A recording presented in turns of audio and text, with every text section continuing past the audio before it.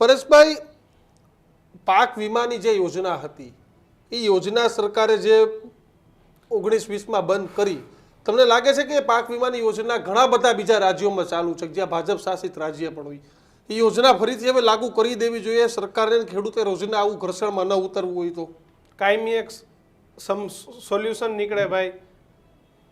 પહેલી વાત તો એ કે જ્યારે ઓગસ્ટ 2020 ની અંદર આપણા મુખ્યમંત્રી હતા સ્વર્ગસ્થ વિજયભાઈ રૂપાણી, ત્યારે બહુ મોટી મોટી વાતો થઈ હતી કે અમે આ જે પાક વીમા કંપનીઓ છે એને હટાવીને મુખ્યમંત્રી કિસાન સહાય યોજના લઈ આવશું અને એના કારણે ખેડૂતોનું ભલું થશે. પણ ભલું નથી થયું, ઉલટાનું ખેડૂતોનું બુરું થયું છે. એટલે હવે જરૂરી એ છે કે પાક વીમા કંપનીઓ છે એ જે રીતે અન્ય રાજ્યોમાં છે એવી જ રીતે ગુજરાતમાં પણ હોવી જોઈએ.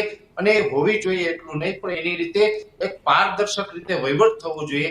જ્યારે પણ કોઈ આફત આવે, ખરેખર વાસ્તવમાં નુકસાન હોય, તો એની સાથે ન્યાય થાય. એટલા માટે તેને પાક વીમા કંપની જરૂરી છે.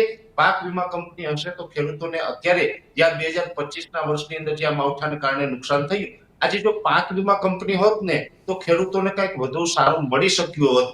આજે જે પ્રકાર જોવા જઈએ તો 1 વીઘાની અંદર 15 થી 17 હજાર રૂપિયાનો ખેડૂતોને ખર્ચ આવ્યો છે અને એની સામે વળતરની વાત કરીએ તો માત્ર 3,520 રૂપિયા જેવું વળતર જાહેર કરવામાં આવ્યું છે. એટલે એક પ્રકારે કહી શકાય કે આ તો ખેડૂત સાથે મશ્કરી થઈ રહી છે. એટલે મુખ્યમંત્રી કિસાન સહાય યોજના છે, આનાથી કોઈ ખેડૂતોનું હિત નથી થતું, ભલું નથી થતું. એટલા માટે તેને પાક વીમા કંપનીઓ છે એ ફરીથી ગુજરાતની અંદર જો ચાલુ થાય તો એની અંદર ખેડૂતનું ક્યાંક મહદઅંશે પણ હિત થઈ શકશે.